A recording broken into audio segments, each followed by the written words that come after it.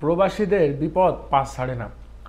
আসলেই হঠাৎ করে সৌদি আরবের যে বিভিন্ন আইন কানুন থাকে এগুলা কিন্তু মিনিটে মিনিটে ঘন্টায় ঘন্টায় পরিবর্তন হয় সৌদি আরবের ভিতরে, বা বিভিন্ন সময় বিভিন্ন রকম পরিবর্তন নিয়ে আসে সৌদি গভর্নমেন্ট।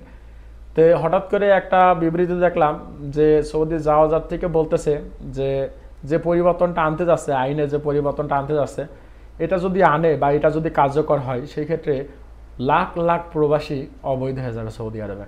সেটা কিভাবে অবৈধ হবে সেটা বলতেছি।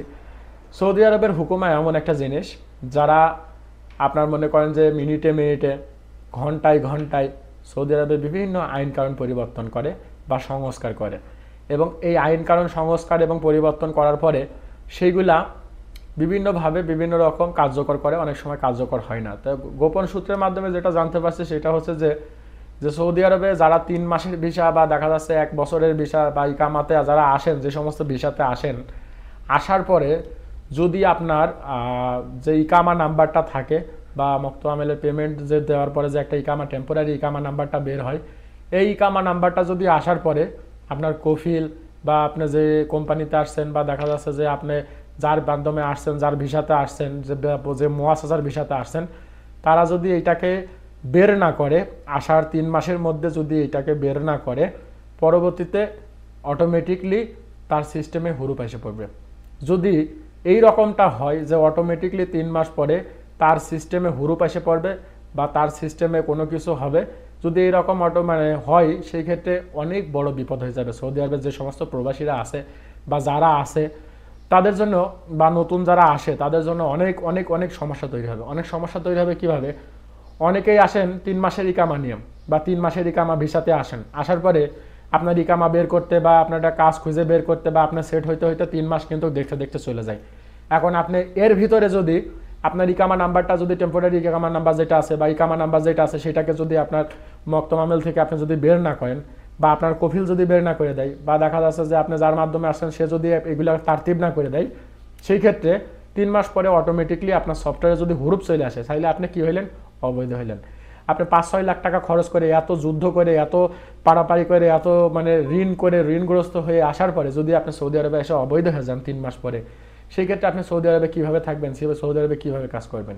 আপনি ঋণের বোঝা কীভাবে পরিশোধ করবেন? আপনি যে টাকা ঋণ নিয়ে আসছেন সেইটা কীভাবে পরিশোধ করবেন? আপনি যে নিজের যে টাকাটা খরচ করছেন সেটা কীভাবে পরিশোধ করবেন? বর্তমানে সৌদি আরবের পরিবেশ পরিস্থিতি এমনটা একটা পর্যায়ে পৌঁছাইছে, এখন কিন্তু বর্তমানে সৌদি আরবে কাজকাম বা আপনার যেইগুলো আছে অনেক কঠিন, কিন্তু অনেক কঠিন বলতে অনেক কঠিন। কারণ বর্তমানে সৌদি আরবের ভিতরে কাজের থেকে লোকের সংখ্যা সব থেকে বেশি, কাজের থেকে লোকের সংখ্যা সব থেকে বেশি, এবং পাশাপাশি কাজ খুঁজে না পাওয়ার জন্য অনেক ক্ষেত্রে বাঙালিরা অনেক রকম অবৈধ কর্মকাণ্ডের সঙ্গে জড়িয়ে পড়ে বা বিভিন্ন রকম অনৈতিক কার্যক্রমের সঙ্গে জড়িয়ে পড়ে কিন্তু বর্তমান সৌদি আরবের ভিতরে। এখন যদি যারা নতুন করে আসেন 3 মাসের ইকামা বা দেখা যাচ্ছে 3 মাসের ভিসা, অনেকেই আসেন কফিলই চেনে না, এয়ারপোর্টে কেউ রিসিভ করে না, রাস্তায় রাস্তায় ঘুরে বেড়ায় বা বিভিন্ন সময় বিভিন্ন জায়গায় ঠাঁই নাই, তাদের যেহেতু তারা কফিলকে চেনে না বা তাদের কোম্পানিকে তারা চেনে না, সেই ক্ষেত্রে তাদের ইকামাও তো বের করার কোনো প্রশ্ন আসে না। যেহেতু সে নতুন, কীভাবে কী করতে হয় সেও নিজেও জানে না। পরবর্তীতে যদি ইকামা না বের করে আর এই হুকুমার যদি এই আইনটা কার্যকর হয়, সেক্ষেত্রে 3 মাস পরে সে অটোমেটিকলি অবৈধ ঘোষণা হয়ে যাবে, তার সিস্টেমে অটোমেটিকলি হুরুপ চলে আসবে।